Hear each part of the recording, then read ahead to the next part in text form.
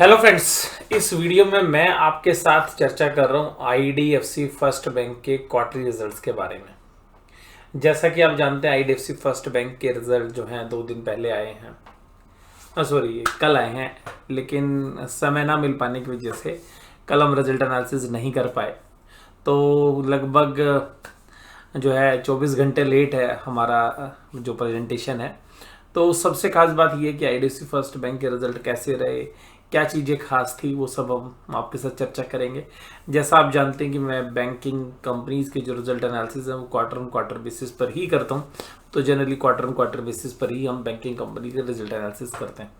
तो सबसे पहले बात करते हैं आईडीएफसी फर्स्ट बैंक, जिसका जन्म आईडीएफसी लिमिटेड के अंदर से हुआ। जब आईडीएफसी लिमिटेड को एक बैंकिंग लाइसेंस मिला और 2015 में ये बैंक पहली बार जो है इंडिपेंडेंटली जो है पब्लिक के सामने आया। और आईडीएफसी लिमिटेड जो एक एनबीएफसी है उसमें से ये कंपनी निकली, यानी कि डीमर्जर की प्रोसेस से। और ये जो शेयर है आईडीएफसी फर्स्ट बैंक, इसने पिछले 1 महीने के अंदर जो रिटर्न्स दी हैं वो -8.46 हैं। वहीं पर अगर पिछले 6 महीने की बात करें तो इस शेयर ने तकरीबन 35% की रिटर्न्स जो हैं दी हैं। इसके बाद अगर हम बात करें कि शेयर जब से लिस्ट हुआ है, यानी कि आईडीएफसी फर्स्ट बैंक बना है, तब से ये शेयर 2015 से लेकर 2023 अभी हम चल रहे हैं, तकरीबन 22% की रिटर्न इसने जनरेट की है। तो ये तो था इसका रिटर्न क्राइटेरिया। और इसके बाद हम एक चीज़ और ध्यान रखने चाहते हैं, क्योंकि जब भी हम रिजल्ट एनालिसिस करते हैं तो एक चीज़ पर हम विशेष गौर फरमाते हैं, जो है कि रिटर्न ऑन असेट्स। तो रिटर्न ऑन असेट्स कंपनी की जो बैलेंस शीट में टोटल असेट्स है उसकी रिटर्न्स हैं, जिसको बैंकिंग के स्टैंडर्ड्स में कम से कम 1% मानना चाहिए। कम से कम 1% रिटर्न आती है तो इसका मतलब है कि शेयर होल्डर्स को लगभग 10 से 15% के बीच में रिटर्न्स आएगी। लेकिन अगर शेयर बाजार भाव से के अंदर बुक वैल्यू से ज़्यादा है तो जितनी प्राइस टू बुक वैल्यू है उतने % रिटर्न आनी चाहिए। तो ये शेयर्स की प्राइस टू बुक वैल्यू है 2.36। तो इसकी जो बिल्कुल perfect price to book value आएगी वो आएगी 2.36, जो इन्वेस्टर्स के लिए इस शेयर्स को फेयर वैल्यू बनाती है। अगर इससे कम आती है तो इसका मतलब है शेयर ओवर वैल्यूड है। हालांकि इसको हम थोड़ा सा स्लाइटली लोअर साइड लेना चाहिए।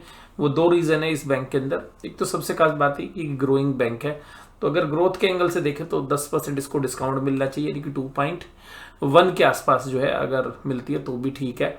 और इसके अलावा इस कंपनी में भी एक नई जो है QIP हुई है, यानी क्वालिफाइड इंस्टीट्यूशनल्स जो बायर्स हैं या प्लेसमेंट हुई है, उससे भी कुछ शेयर्स आए हैं, तो उसका इफेक्ट अगली बार आएगा। तो प्राइस टू बुक वैल्यू को एडजस्ट करें तो 2 टाइम्स के आसपास इसकी रिटर्न ऑन असेट्स कम से कम आनी चाहिए। तो ये जो है निवेशकों को ध्यान रखना चाहिए जब भी किसी शेयर्स की वैल्यूएशंस करते हैं, क्योंकि बैंकिंग कंपनीज में क्या होता है कि जो बैलेंस शीट के अंदर बुक वैल्यू होती है वो काफ़ी इंपॉर्टेंट होती है कि बुक वैल्यू कितने % से बढ़ रही है, क्योंकि अल्टीमेटली शोल्डर का पैसा तो वहीं से बढ़ रहा है।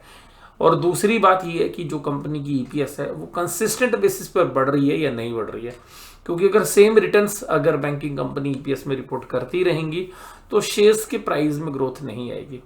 पिछले क्वार्टर के अंदर बैंकों के अंदर एक लो बेस इंपैक्ट आया था और पिछले क्वार्टर्स में मोस्टली सभी बैंकों के अंदर लोन ग्रोथ अच्छी थी, इंटरेस्ट मार्जिन्स अच्छे थे, सभी के निम्स बड़े थे, प्रॉफिट बड़े थे, प्रोविजंस कम हुए थे। तो पिछले क्वार्टर में ज़्यादातर कंपनीज के अच्छे रिजल्ट थे। अब वो अच्छे रिजल्ट कंटिन्यू हो पा रहे हैं या नहीं हो पा रहे हैं, ये इस वीडियो में मैं आपके साथ चर्चा कर रहा हूँ।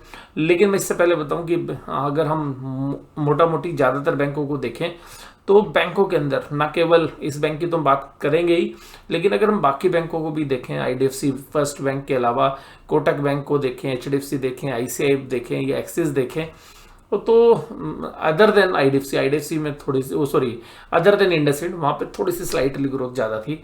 लेकिन मोस्टली बाकी बैंकों में क्वार्टर ऑन क्वार्टर बेसिस पर म्यूटेड परफॉर्मेंस थी, यानी कि कोई खास ग्रोथ देखने के लिए नहीं मिली।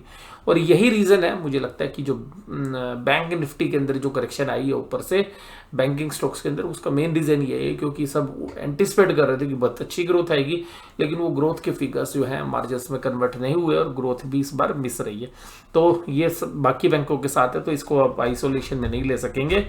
अब बात करते हैं सबसे पहले इस बैंक के क्वार्टरली रिजल्ट्स की। तो हम रिजल्ट करेंगे पिछले क्वार्टर से, अगर हम कंपेयर करें तो जो फिगर्स हैं ये लैक्स में है। अगर हम देखें तो 6,867 करोड़ की इनकी इंटरेस्ट इनकम थी, जो इस बार बढ़कर हो गई 7,356 करोड़, 7356 करोड़। तो ये जो इजाफा है ये तकरीबन इंटरेस्ट के अंदर जो इजाफा है वो तकरीबन 8% के आसपास है। और अगर हम इसको फिगर्स में अगर कैलकुलेट करने की कोशिश करें तो 7,356 करोड़ है, जो पिछली बार था 6,867 करोड़। तो मोटा मोटी अगर हम देखें तो तकरीबन 500 करोड़ के आसपास के नेट इंटरेस्ट बढ़े हैं। अगर हम अदर इनकम्स की फिगर की बात करें तो अदर इनकम्स की फिगर थी 1413 करोड़, जो इस बार 1429 करोड़ है। इसको भी अगर हम देखें तो तकरीबन 16 करोड़ के आसपास की अदर इनकम्स की फिगर्स बढ़े हैं। तो मोटा मोटी 516 करोड़ के आसपास की जो इनकम है वो बढ़ी है। अब जो बैलेंस है वो आरबीआई के पास रिड्यूस कर दिया इन्होंने, तो जो 29 करोड़ का इंटरेस्ट था वो इस बार घट कर आया है, लेकिन ग्राहकों को इन्होंने काफ़ी पैसा बांटा है, तो वहाँ से एक अच्छी इनकम जो है इनको ग्रोथ जनरेट हुई है। और बाकी जो फिगर्स हैं वो सब एज इट इज़ हैं, तो इनकम फ्रॉम इन्वेस्टमेंट भी कोई ज़्यादा चेंज नहीं हुई है, तो यहीं पे चेंज है, यानी कि जो कस्टमर्स को लोन दिए गए हैं। अगर अब बात करें कि भाई जो खर्चा हुआ वो कहाँ पे हुआ है, तो इंटरेस्ट देते हैं बैंक, भाई ब्याज पे पैसा उठाते हैं, ब्याज पे पैसा देते हैं। तो जो डिपॉजिटर्स को पैसा देते हैं, यानी कि जो सेविंग अकाउंट करंट अकाउंट है, इसके अलावा जो कंपनी की बोरोइंग्स है उस पर जो ब्याज दिया जाता है, यानी कि बैंक से जो पैसा उधार लेते हैं उधार देने के लिए उस पैसे को, और डिपॉजिट्स के ऊपर जो ब्याज दिया जाता है, तो उसमें जो इजाफा है वो 3,122 करोड़ था, जो इस बार 3,405 करोड़ है। तो अगर इस फिगर्स को अगर हम कैलकुलेट करें तो ये तकरीबन 370 करोड़ के आसपास बनेगी, यानी कि जो 500 करोड़ से कम है। तो तकरीबन अभी 500 करोड़ में से 370 निकाले 130 करोड़ अभी बैंक के पास बचे हुए हैं। लेकिन अब देखते हैं कि जो बाकी खर्चे हैं वो कैसे हैं। तो अदर एक्सपेंसेस, जो बिजनेस के ऑपरेटिंग एक्सपेंसेस यानी कि बैंक के ऑपरेटिंग, वो 2505 करोड़ से बढ़कर 2680 करोड़ के आसपास हो गए हैं। तो ये फिगर्स भी अगर हम देखें तो ये वो एक फिगर जो है, जो 130 करोड़ की सेविंग आ रही थी वो अब यहाँ पर 160 करोड़ के एडिशनल खर्चों में चली गई। और सिमिलरली माइनर से खर्चे आपको सैलरी के भी बढ़े, तो सैलरी में कोई ज़्यादा इंप्रूवमेंट आई नहीं है। लेकिन बैंक ग्रोथ में तो अदर एक्सपेंसेस बढ़ने लाजमी है, हालांकि एम्प्लॉइज़ पे ज़्यादा खर्चा नहीं हुआ इस बार। अब टोटल एक्सपेंडिचर्स को अगर हम माइनस कर दें टोटल इनकम से, तो वो लगभग नलीफाई हो गए, यानी कि बराबर सा ही मामला छूटता है। जितनी इनकम ग्रो हुई है उतने खर्चे भी ग्रो हो गए हैं।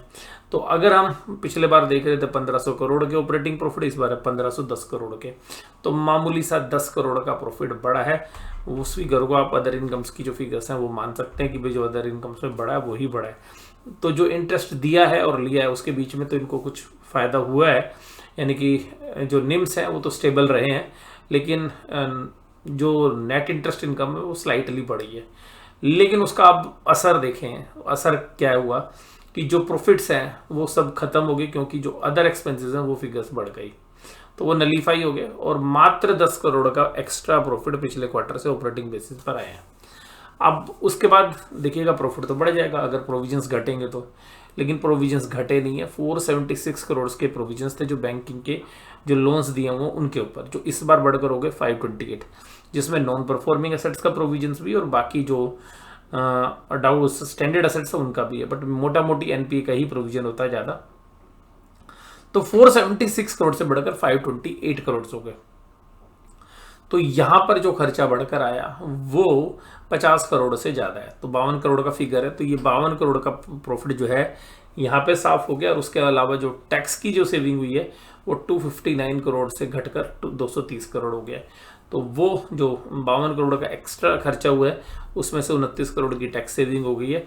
तो कुल मिलाकर जो प्रॉफिट्स हैं वो लोअर साइड चले गए हैं, 765 करोड़ से घटकर 751 करोड़ हो गए हैं, यानी कि 14 करोड़ के प्रॉफिट्स घटे हैं। तो कहने का मतलब ये है कि जो परफॉर्मेंस है इस क्वार्टर में वो जस की तस है। हालांकि जो ब्रांच एक्सपेंशन हुआ है उस पर कुछ खर्चा जरूर हुआ होगा, बट प्रॉफिटेबिलिटी में वो जो है नहीं आ रहा है और कंटिन्यू नहीं कर रहा है, प्रॉफिट आगे बढ़ता हुआ। तो इसकी परफॉर्मेंस यही कहेंगे कि भाई म्यूटेड थी इस बार। अब इस स्लाइड पे भी हम आएंगे थोड़ी देर बाद, क्योंकि ये काफ़ी इंपॉर्टेंट स्लाइड है जो अभी पीछे गई है, तो यहाँ से इन्वेस्टर्स को अपनी कैलकुलेशन करने में हेल्प मिलेगी। अब यहाँ बात करते हैं कि जो कैपिटल एडिक्वेसी रेशियो है वो कितनी है, वो 16.54 है, लेकिन ये इंप्रूव हो जाएगी अगले क्वार्टर में, क्योंकि अक्टूबर के महीनों में इन्होंने कुछ जो है होल्डिंग जो है बाहर की जो प्राइवेट प्लेसमेंट के थ्रू इशू किए गए हैं, तो तकरीबन 3000 करोड़ के नए शेयर इशू किए गए, जिसकी वजह से कैपिटल एडिक्वेसी इंप्रूव हो जाएगी अगले क्वार्टर में। तो ये इतना बड़ा कॉज ऑफ कंसर्न नहीं है, क्योंकि ये ठीक कर लिए बैंक ने। अब बात करते हैं ईपीएस में, तो ईपीएस में आपको डी ग्रोथ देखने के लिए मिली 3 पैसे की और 3 पैसे की डाइल्यूटेड ईपीएस में। अब एनपीए की बात करें तो एनपीए स्लाइटली इंप्रूव हो गई है इनकी और 2.17 से घटकर 2.11 हो गई है, यानी कि 6 बेसिस पॉइंट जो है यहाँ पर रिड्यूस हो गई है ग्रोस एनपीए। तो असेट्स क्वालिटी इंप्रूव हुई है और जो 2 बेसिस पॉइंट की नेट एनपीए, लेकिन रिटर्न ऑन असेट्स आपको बता रही है कि 1.26 से घटकर 1.16 हो गया। तो मुझे लगता है कि बाजार शायद इन रिजल्ट्स को न्यूट्रल टू नेगेटिव लेगा, कोई पॉजिटिव तो अभी तक हमें नजर नहीं आया क्वार्टर बेसिस पे। ईयर ऑन ईयर में तो देखिए ग्रोथ होनी है क्योंकि वहां पे लो बेस है, वो सारी बैंकों की थी। अब नेटवर्थ की बात करें तो नेटवर्थ भी यहाँ पर जो बढ़कर आई है वो 25,118 करोड़ से बढ़कर 26,351 करोड़ नेटवर्थ हो गई है। अब अगर इस बैंक की मार्केट कैप को देखने जाएंगे आप, तो मार्केट कैप कहाँ पर है, 60,000 करोड़ पे। तो 60,000 करोड़ की जो चीज़ है उसकी बैलेंस शीट वैल्यू कितनी है, उसकी बैलेंस शीट वैल्यू है 26,351 करोड़। तो 26,351 करोड़ की चीज़ अभी 60,000 करोड़ पे चल रही है, यानी कि प्राइस टू बुक वैल्यू 2 से ऊपर है। तो रिटर्न ऑन असेट्स कम से कम कितनी आनी चाहिए, जितनी प्राइस ऑन असेट्स है। अब हम रिटर्न ऑन असेट्स की बात करें कि भाई रिटर्न ऑन असेट्स कितनी आई है, तो रिटर्न ऑन असेट्स आई है 1.16। तो यहाँ पर अभी ये शेयर्स फेयर वैल्यू से ऊपर की तरफ ट्रेड हो रहा है, यानी कि शेयर स्लाइटली ओवर वैल्यूड है अगर ग्रोथ नहीं आती है। तो देखिएगा मार्केट इस चीज़ को बहुत कंसिडर करता है कि ग्रोथ नहीं आई तो हम वैल्यूएशन प्रीमियम दें या ना दें, तो वो प्रीमियम कितना कम होगा या ज़्यादा होगा। तो इन रिजल्ट्स को देख कर लगता है कि प्रीमियम थोड़ा सा सिकुड़ सकता है, और क्योंकि बाजार जो है इनको अभी तकरीबन बुक वैल्यू और रिटर्न ऑन असेट्स को कंपेयर करें तो 25 से 30% का प्रीमियम एक्स्ट्रा दे रहा है शेयर प्राइस के अंदर। अब वो देखते हैं कि वो कंटिन्यू रहता है या थोड़ा सा घटता है। और इसके अलावा जो डेट इक्विटी है वो एक्चुअली इनकी कंप्यूटेशन अलग होती है, डिपॉजिट्स को डेट इक्विटी में नहीं लेते, तो डेट स्लाइटली रिड्यूस हुआ है इनका।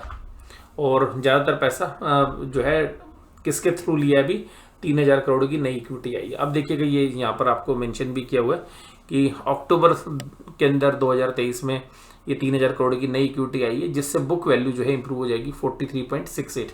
अगर हम देखें तो शेयर्स आपको प्राइस टू बुक वैल्यू पे 2 से नीचे नजर आएगा, क्योंकि अभी करंट प्राइस अगर हम देखें तो 88 है, तो 2 के आसपास ही है और 2 से थोड़ा सा स्लाइटली लोअर साइड है। लेकिन अब नेक्स्ट टाइम में एक चीज़ और होगी कि सेम प्रॉफिट जब आएगा तो ये जो नंबर ऑफ शेयर्स हैं बढ़ जाएंगे, तो ईपीएस का डाइल्यूशन हो जाएगा, तो ईपीएस थोड़ी सी और कम आएगी। अगर मान लीजिए सेम प्रॉफिट है तो जो 3,000 करोड़ के जो शेयर्स इशू किए गए हैं इनके जो नंबर्स आएंगे तकरीबन जो शेयर्स, वो भी मैं आपको चर्चा में लेके आऊँगा, क्योंकि एक जो कंपनी इसोप भी रेगुलरली दे रही है। तो इस कंपनी के साथ, इस बैंक के साथ एक चीज़ है कि इक्विटी रेगुलर बेसिस पर डाइल्यूट हो रही है, यानी कि ग्रोथ करने के लिए डेट कैपिटल मिल नहीं रही है और बार बार इक्विटी रेज करनी पड़ रही है, और जो रिवर्स मर्जर होगा वहाँ पर भी थोड़ा सा डाइल्यूशन और हो सकता है। तो अब यहाँ पर देखेंगे कि इस कंपनी ने दिसंबर 2018 में इस शेयर्स की बुक वैल्यू थी 38 रुपीज़ 43 पैसे, और अभी तक 5 साल के अंदर इसकी बुक वैल्यू इंक्रीज होकर आई है 41.17। बीच में 2 साल ये लॉस करते रहे, तो जब 2 साल ये लॉस किया इन्होंने 2020 और 21 में, तो इस कंपनी की बुक वैल्यू घट रही थी, फिर इन्होंने ग्रोथ शुरू की और फिर ये बढ़ी है। तो अल्टीमेटली 5 साल में शेयरहोल्डर को बुक वैल्यू के फ्रंट पे तो कोई ग्रोथ नज़र नहीं आई है। हालांकि शेयर प्राइस फॉरवर्ड अर्निंग्स के बेसिस पर अच्छे कर रहे थे, लेकिन इस बार भी ग्रोथ जो है नहीं आई है। तो अब देखते हैं बाजार कैसे रिएक्ट करते हैं। इसके अलावा जो कौन से सेगमेंट से पैसा आया है उससे पहले हम बात करते हैं कि कुछ ऐसी चीज़ें जो आपके काम की हैं। देखिएगा इस क्वार्टर के अंदर तकरीबन 942 करोड़ शेयर्स इशू किए गए, 942 करोड़, 942 लाख शेयर्स, यानी कि 9 करोड़ शेयर्स और आ गए इस क्वार्टर में। तो 942 लाख शेयर्स का आने का मतलब है 9 करोड़ शेयर्स और इसोप में इशू हो गए। इसके अलावा जो प्राइवेट प्लेसमेंट में जो शेयर इशू हुए हैं उन शेयर्स के नंबर भी हम आपके साथ डिस्कस करते हैं कि जो शेयर्स आए हैं वो शेयर आए हैं 3324 लाख, यानी कि 33 करोड़ शेयर्स और आ गए हैं। 33 करोड़ शेयर्स और ऐड हो जाएंगे अगले क्वार्टरली रिजल्ट्स में। तो जब आप देखेंगे कि इक्विटी में 33 करोड़ शेयर्स और आएंगे तो तकरीबन अगर सेम ईपीएस को देखें तो ये ईपीएस तकरीबन 7-8% और रिड्यूस हो जाएगी। तो अगर सेम प्रॉफिट देंगे तो 7-8% का ये जो नए शेयर्स ऐड हुए हैं उसकी वजह से घट जाएंगे। लेकिन हालांकि इसकी वजह से बैंक की जो है लिक्विडिटी भी इम्प्रूव हुई है। जो पैसा इनको मिला है उस पर जो इंटरेस्ट अर्निंग में बैंक को मिलेगी तो जो टॉप लाइन है उसमें भी ग्रोथ आएगी। हालांकि अब अगर हम बात करें कि भाई कंपनी की बैलेंस शीट किस कदर बढ़ रही है, तो कंपनी की जो बैलेंस शीट है, रिजर्व सरप्लस की जो फिगर्स है वो पिछले साल से तो देखिएगा काफ़ी अच्छी इंप्रूव है, क्योंकि पिछले साल का बेस लो था तो वहाँ से तो देखिएगा कंपनी 25% बढ़ गई बैलेंस शीट साइज में, और जिसकी वजह से आपने शेयर प्राइस में भी उसका इम्पैक्ट देखा। यानी कि जो पिछले क्वार्टर का रिजल्ट था वो काफ़ी बेहतरीन था इनका। तो इस बार क्वार्टर में फिर इन्होंने जो कोई ग्रोथ जो है नहीं दिखाई है, तो बाजार थोड़ा सा रिएक्ट कर सकता है नेगेटिवली। अगर हम बात करते हैं रिजर्व एंड सरप्लस की कि पिछले क्वार्टर में क्या थी, तो पिछले क्वार्टर में थी, अगर हम फिगर देखें 19,000 करोड़ के आसपास, जो अब 21,000 करोड़ के आसपास हो गई है। तो 19,000 करोड़ से 20,900 है, उसको हम 21,000 ही लेते हैं। तो यहाँ पर भी जो है जो ईपीएस है उसने ग्रोथ तो की है। और अब क्या रहा, जो after the allotment of equity share जो क्वालिफाइड इंस्टीट्यूशनल बायर्स को दिए गए हैं, तो ये फिगर्स और बढ़ जाएगी, क्योंकि जो सिक्योरिटी प्रीमियम का अमाउंट आया वो भी इसमें ऐड हो जाएगा। तो तकरीबन 2700 करोड़ की फिगर्स और ऐड आएगी इसमें, जो सिक्योरिटी प्रीमियम का अमाउंट है। अब इसके बाद अगर हम बात करें कि भाई इस बार इन्होंने कहाँ से पैसे कमाए हैं, तो देखिएगा सबसे खास बात यह कि इनका प्रॉफिट पे चलें या रेवेन्यू पे चलें। पहले तो रेवेन्यू में अगर ग्रोथ देखें तो होलसेल बैंकिंग, जिसको बाजार ने मतलब बैंक ने बिल्कुल नेगलेक्ट किया। बैंक कहता है कि मुझे होलसेल बैंकिंग नहीं करनी, मुझे रिटेल करना है।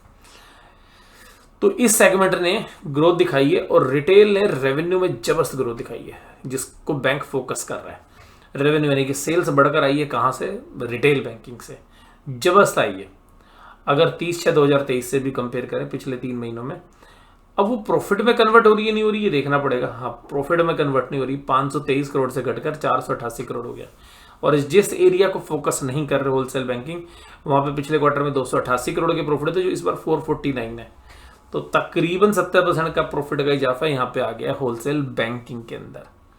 तो जिस पर नज़रअंदाज कर रहे हैं जो कंपनी की मैनेजमेंट, वो अब देखिएगा अच्छा कर रहे हैं। और होलसेल बैंकिंग में क्या है कि जो इंफ्रा कंपनीज हैं, रियल एस्टेट कंपनीज हैं, जहां पर बैंक मान के चल रहा था यार यहाँ तो पैसा फंस ही गया, वहां से रिकवरी अच्छी आ रही है, वहां से रिटर्न्स आ रही है। और आप देख भी रहे हैं कि रियल एस्टेट जो इंडस्ट्री है वो अच्छा भी कर रही है, और उनके शेयर प्राइस में भी वो सब रिफ्लेक्ट हो रहा है। तो जो हाउसिंग कंस्ट्रक्शन कंपनीज हैं, रोड कंस्ट्रक्शन कंपनीज हैं, उनकी फाइनेंशियल्स थोड़े से इंप्रूव हो रहे हैं, जिसकी वजह से आप देखें उनकी जो साइक्लिकल नेचर होने की वजह से वो साइकिल उनकी अप ट्रेंड में है, जिसकी वजह से बैंकों को वहाँ पे रिकवरी ठीक आ रही है। तो इसीलिए जिस सेक्टर को बैंक नज़रअंदाज कर रहा है वो भी अब अच्छा कर रहा है। और यही रीज़न है कि अगर हम आईसीआईसीआई बैंक में भी देखें तो वहाँ पे होलसेल बैंकिंग के प्रॉफिट ने ही जो है दम दिखा रखा था आईसीआईसीआई बैंक के जो प्रॉफिट्स में। हालांकि वहाँ भी म्यूटेड परफॉर्मेंस थी क्वार्टर ऑन क्वार्टर बेसिस पर, लेकिन ये जो सेक्टर ये अच्छा कर रहा था, तो उसका असर जो है इनके पास बड़ा पॉजिटिव पड़ा है, जिसको बैंक बहुत ज़्यादा फोकस नहीं कर रहा। बैंक इसमें कोई ग्रोथ नहीं करना चाह रहा, इन सब होलसेल बैंकिंग को बिल्कुल धीरे धीरे करके कम कर रहा है। जबकि रिटेल बैंकिंग पे वो फोकस है, तो वहाँ पे रेवेन्यू ग्रोथ टॉप लाइन तो है, लेकिन प्रॉफिट में नहीं है, क्योंकि थोड़े से प्रोविजंस जो है वहाँ पर रिटेल सेगमेंट में बढ़ रहे हैं। तो ये जो सारी चीज़ें हैं जो आपको बैंक की इन्वेस्टर प्रेजेंटेशन में नहीं मिलेंगी, वो बता रहा हूँ मैं आपको कि बैंक का फोकस है रिटेल में सेल्स बढ़ रही है, लेकिन रिकवरी में दिक्कत है, जिसकी वजह से वहाँ पर प्रोविजन बढ़ गया और रिटेल में आपका प्रॉफिट कम आया है। जबकि दूसरी तरफ जो होलसेल बैंकिंग में आपने पहले प्रोविजंस बना रखे थे, ये पैसा डूब जाएगा, वहां से बल्कि रिकवरी आ रही है, और उसकी वजह से सेल ग्रोथ तो नहीं आ रही है, वहां तो स्लाइटली है होलसेल बैंकिंग में, क्योंकि बैंक ज़्यादा फोकस नहीं कर रहा, लेकिन प्रॉफिट जो है बहुत अच्छे से मतलब 60-70% के आसपास से बढ़ रहे हैं। तो ये था पूरा रिजल्ट एनालिसिस।